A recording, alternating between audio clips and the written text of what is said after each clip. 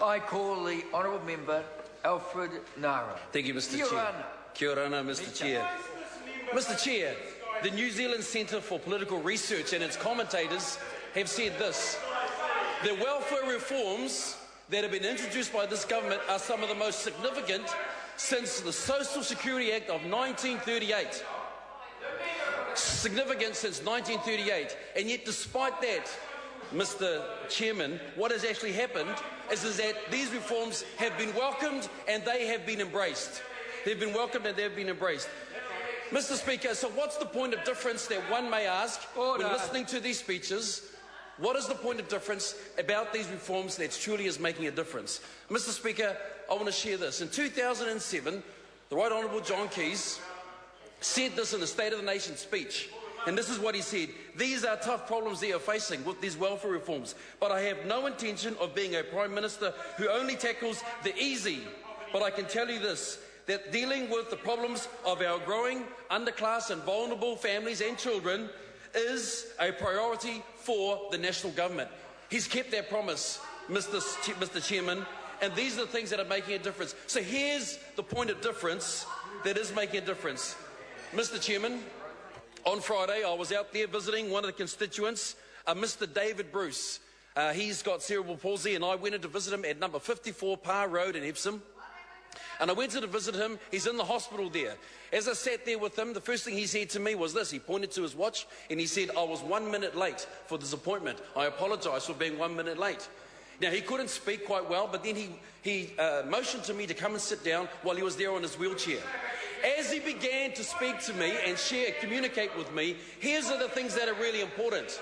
In that, having a lifetime of disability, he saw this. He talked about the vulnerability and also the protection of vulnerable adults.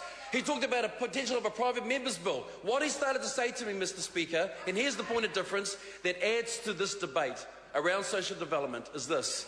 He was communicating to me this. He was not a problem to be solved, but a potential to be realised. I knew in that point of time of that meeting with him, this is what he was saying, Mr. Mallard. He was communicating to me this. We're an investment, we're a potential to be realised. So the intent of this welfare policy is about an investment for the future for our children. But here's where it gets really ugly for the opposition, because as commentators, political commentators for the New Zealand Centre for Political Research, they've gone out. And that's right, they don't want to listen to this, but here is this. An online New Zealand Herald poll of 13,450 votes showed that 58% respondents believed that the reforms were, and here it goes, sensible and about time. And only 30% thought that they were totally unjustified.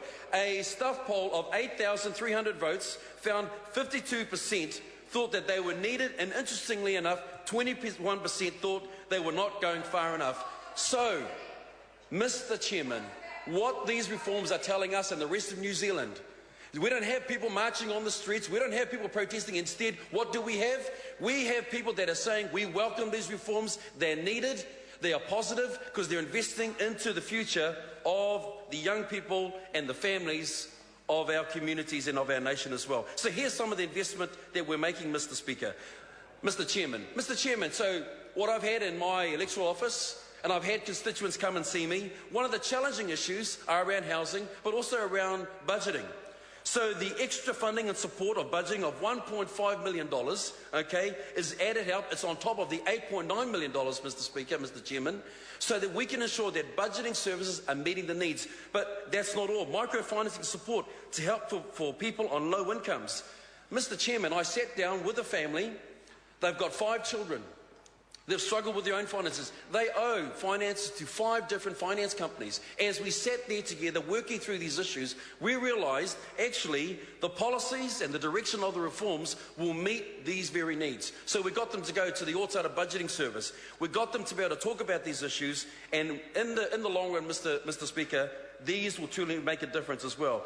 The other thing that we're doing is getting a better deal on whiteware, the procurement, to make sure that we don't have second-hand shoddy whiteware. We're going to have the opportunities where they can have whiteware that will make a difference for them. Extra $35 million for extended family members raising children.